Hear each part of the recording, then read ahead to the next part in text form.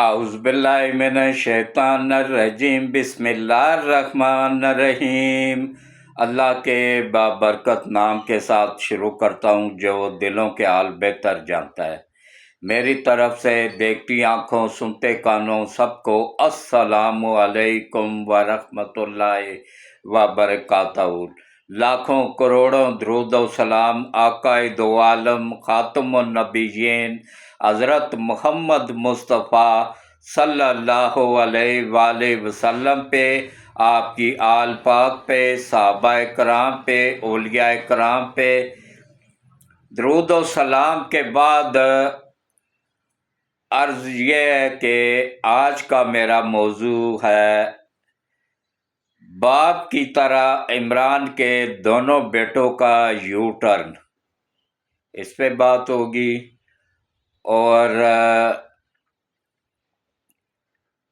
Brigadier Rashid Naseer نے غدار major عادل کو نانی یاد کرا دی، اس پہ بات ہوگی۔ اور راولپنڈی میں گدھوں کا گوشت پکڑا گیا ہے جو ہوٹلوں کو سپلائی کیا جاتا تھا۔ یہ اس گوشت کی تعداد کتنی ہے، کون کون اس میں ملوث ہے، کن کن جگہوں پہ سپلائی کیا جاتا تھا، اس پہ بات ہوگی۔ اور ملک ریاض دبئی سے بھی علی ریاض کے ساتھ اپنے بیٹے کے ساتھ فرار ہو گیا، اس پہ بات ہوگی۔ خبریں اور بھی بہت ساری ہیں لیکن باقی کل کے لیے چھوڑ دیتا ہوں۔ تو یہ میرے آج کے موضوع ہیں۔ سب سے پہلے آپ سب سے بس ایک ہی اپیل ہے، دیکھیں یہ میرے اکیلے کا چینل نہیں ہے، یہ آپ سب کا چینل ہے، یہ ہم سب کا چینل ہے۔ یہ جتنے بھی لوگ پوری دنیا میں حق سچ دیکھنے اور سننے والوں کا چینل ہے۔ مجھے اس بات کا انتہائی دکھ اور افسوس ہے کہ پاکستان میں مجھے بہت کم لوگ رہ گئے ہیں جو حق سچ سننے والے ہیں، زیادہ تر جھوٹ کے پیچھے لگے ہوئے ہیں۔ انڈیا میں میرے دیکھنے والوں کی تعداد پاکستان میں دیکھنے والوں سے ڈبل ٹرپل ہے۔ اس سے آپ اندازہ کر لیں کہ وہ کافر ملک ہے لیکن وہاں پہ حق سچ سننے والوں کی تعداد پاکستان سے زیادہ ہے۔ یہاں پہ تو لوگ لکیر کے فقیر بنے ہوئے ہیں، تو اس لیے ویڈیوز کو پوری دکھا کریں، اسکپ نہ کیا کریں، گروپوں میں شیئر بھی کر دیا کریں، اور چینل کو لازمی سبسکرائب کیا کریں اور گھنٹی کے بٹن کو آل پہ پش کر دیا کریں۔ اس کا ایک پراپر طریقہ ہے سبسکرائب کرنے کا۔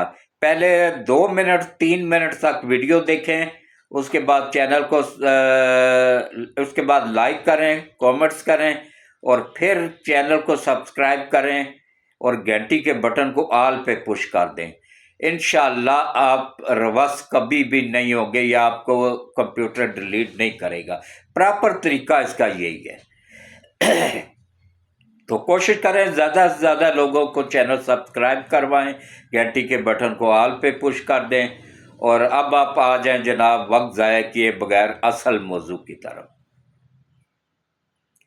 کل تک جو عوام کو جاہل یوتھیوں کو بیوقوف بنا رہے تھے کہ امریکہ نے ہماری حکومت گرائی ہے، تو اب پھر امریکہ سے کیوں مدد مانگ رہے ہیں؟ یعنی امریکہ کے ہی ایجنٹ تھے نا، اسرائیل کے ہی ایجنٹ تھے۔ اسرائیل کا تمام اخبارات بھرے پڑے ہیں اس کی حمایت میں، عمران کی۔ امریکہ کے اخبارات بھرے پڑے ہیں، امریکہ کے سینیٹر جتنے بھی یہودی سینیٹر ہیں سب کے سب اس کی حمایت میں ہیں۔ ہاں، اللہ جب تک نہیں چاہے گا نا تو یہ کبھی بھی پوری دنیا زور لگا لے نہیں باہر آ سکتا ہے، کیونکہ یہ اللہ کی پکڑ میں ہے۔ انہوں نے کیا ظلم کیا تھا؟ لاہور یتیم خانے کی بچیوں کو لا کے نا تو ان کو جنسی تشدد کا بھی نشانہ بنایا جاتا تھا، وزیروں کو بھی پیش کیا جاتا تھا۔ وہ یتیم بچیاں، غریب بچیاں جن کے نہ ماں باپ، نہ بہن بھائی، نہ رشتہ دار، وہ آشیانہ سینٹر میں موجود ہوتی تھیں۔ گورنمنٹ کا جو یتیم بچوں کا ادارہ ہے وہاں سے ان کو اٹھایا جاتا تھا اور باقاعدہ اس میں راجہ بشارت راولپنڈی کا شامل تھا، یہ بھی شامل تھا اس درندگی میں۔ یہ بھی بہت بڑا درندہ ہے، اب یہ بھی اللہ کی پکڑ میں آ چکا ہوا ہے۔ ہاں، اس کا بیٹا راجہ ناصر جو ہے نا، اس کا میں نے ابھی تک کوئی نہیں سنا ہے، اللہ اس کو نیک ہی رکھے، وہ ٹھیک ہے۔ بھائی اس کا چھوٹا بھائی ہے راجہ بشارت کا، راجہ ناصر، وہ بالکل ٹھیک ہے، جو ٹھیک ہوگا اس کو ٹھیک بولوں گا نا، کیونکہ میری کسی کے ساتھ دشمنی تو نہیں ہے، یا کسی کے ساتھ رشتہ داری تو نہیں ہے نا، جو حق سچ ہوگا وہی بتاؤں گا۔ تو یہ اب اللہ کی پکڑ میں آ گیا ہوا ہے۔ یوتھی یہاں پہ 5 اگست کا انتظار کر رہے تھے کہ وہ قیادت کریں گے آ کے، اس سے پہلے پارٹی پوری بڑھ گئی، جو اجلاس ہونا تھا کہ کون سا بندہ کتنے بندے لے کے، کون سا صوبائی اسمبلی کا یا قومی اسمبلی کا ممبر کتنے بندے لے کے آئے گا، ان کے ذمہ لگانے تھے یہ، اور فنڈز بھی آ چکے ہیں باہر سے، وہ بھی دینے تھے ان کو، کوئی گیا ہی نہیں اجلاس میں۔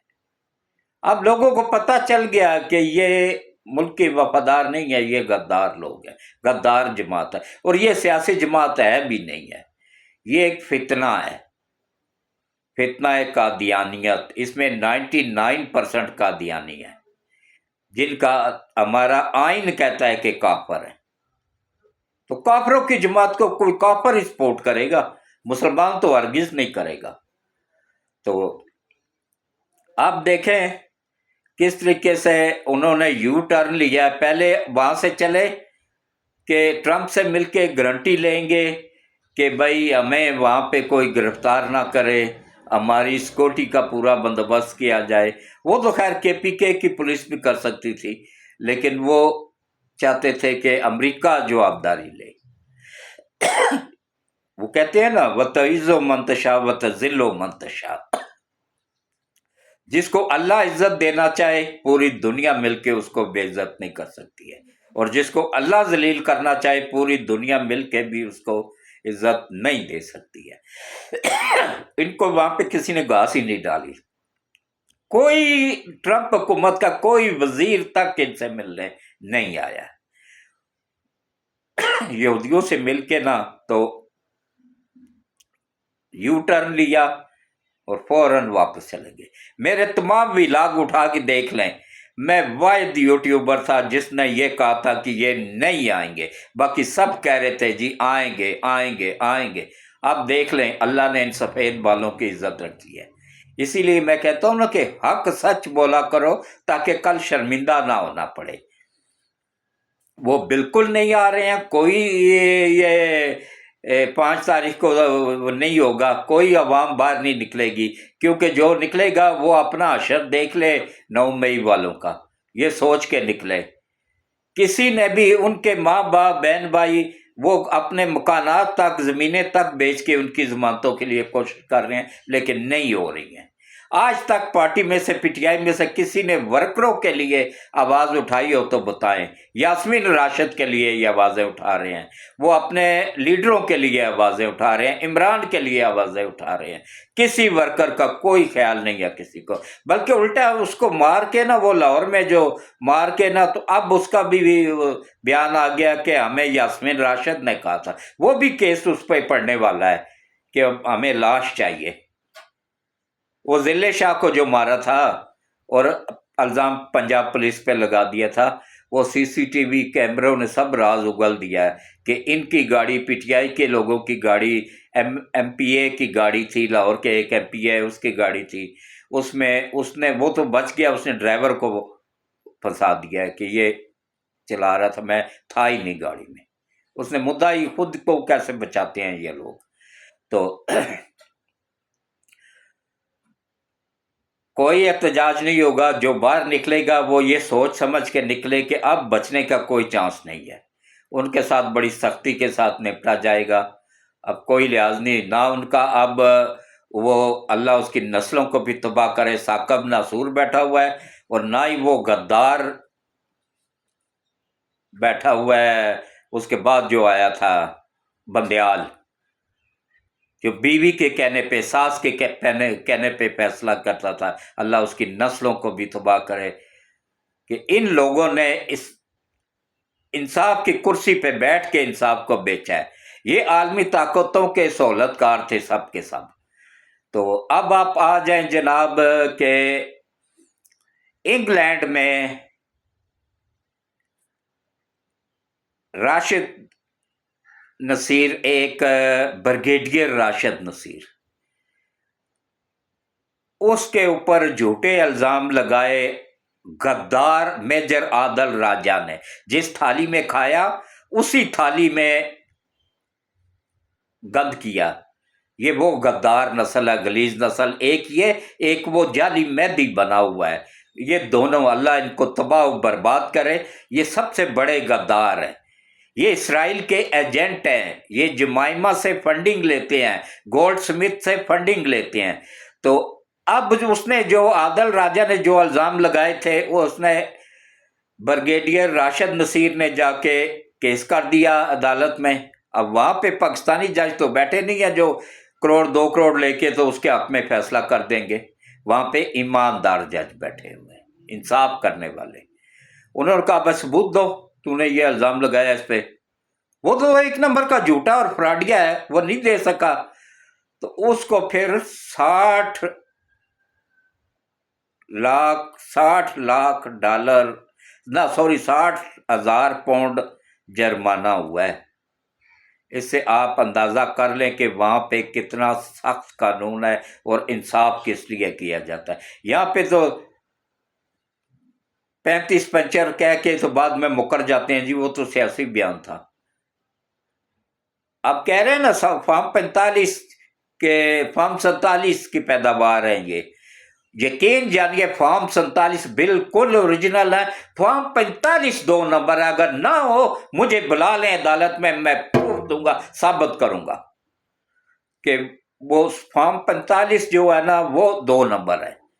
अब पकड़ा गया है ना, उमर अयूब भी पकड़ा गया है। 80,000 वोटों की लीड लेके बैठा हुआ था। सारे के सारे वोट उसके मुखालिफ उम्मीदवार के थे। जाली वो फॉर्म 45 बना के ना तो स्टे पे बैठा हुआ था। अब उसका फैसला करीब आने वाला है और इंशाअल्लाह वो कुत्ते की तरह जलील होगा। इनके नसीब में जिल्लत अल्लाह पाक ने लिख दी हुई है। इंशाअल्लाह ये जलील होते रहेंगे। तो आदल राजा भी अपने अंजाम को पहुंच गया है। इंशाअल्लाह उमर अयूब भी पहुंच जाएगा। और उसके बाद मेरी बात आज लिख लें, अगले हफ्ते आपको गंडापुर की हुकूमत के पीके में नहीं मिलेगी। लिख के रख लें, नोट कर लें, ये वीडियो सेव कर लें कि मैंने झूठ कहा था या सच कहा था। अगले हफ्ते इंशाअल्लाह नहीं होगी इसकी गवर्नमेंट के पीके में। और इसके अलावा देखें, मलक रियाज पहले कोशिश की खरीदने की, हर एक आर्मी चीफ को खरीदता रहा है, वज़ीर आज़म को खरीदता रहा है, सदर को खरीदता रहा है, जजों को खरीदता रहा है, जर्नलों को खरीदता रहा है। वो अपने आप को जब इंसान नौज़ बिल्ला अल्लाह समझना शुरू हो जाए ना तो फिर वो अल्लाह की पकड़ में आ जाता है। ये भी अब अल्लाह की पकड़ में आ चुका हुआ है मलक रियाज भी। बहुत अच्छे अच्छे काम भी उसने किए हुए हैं, ये लंगर खाने, अस्पताल, लेकिन इनकी आड़ में उसका कब्जा ग्रुप था। अब वो सारे के सारे आर्मी के जितने भी लोग कब्जा ग्रुप में शामिल थे सब गिरफ्तार हो गए हैं। अब अगर आर्मी ऑफिसर गिरफ्तार हुए हैं तो सिविल भी लाजमी होंगे, उनको भी नहीं छोड़ा जाएगा। ये तो मैं दोनों हाथों से सलूट पेश करता हूँ। सबसे पहले शहबाज शरीफ को, फिर मरियम नवाज को, फिर आर्मी चीफ को। असल सपोर्ट होती है आर्मी की। आर्मी अगर सपोर्ट ना करे, आर्मी अगर कह दे कि भाई इस बंदे को नहीं गिरफ्तार करना है, तो गवर्नमेंट में इतनी पावर नहीं होती है कि आर्मी के साथ टकरा सके। तो ये असल कारनामा आर्मी चीफ का ही है, जो चुन चुन के करप्ट लोगों को गिरफ्तार किया जा रहा है। अब वहाँ से भी वो आगे फरार हो गए हैं, बाप बेटा दोनों। कैसे फरार हुए हैं? उन्होंने उसी मुल्क का पासपोर्ट हासिल कर लिया जिस मुल्क का पासपोर्ट गोगी लेके अपने शोहर समेत फरार हुई थी। तकरीबन 60,000 या 65,000 डॉलर में मिल जाता है उस मुल्क का पासपोर्ट। और आगे फिर वो यूरोपीय मुल्क है, आगे फिर तकरीबन 35-36 ममालक में वो बंदा बगैर वीज़े के जा सकता है।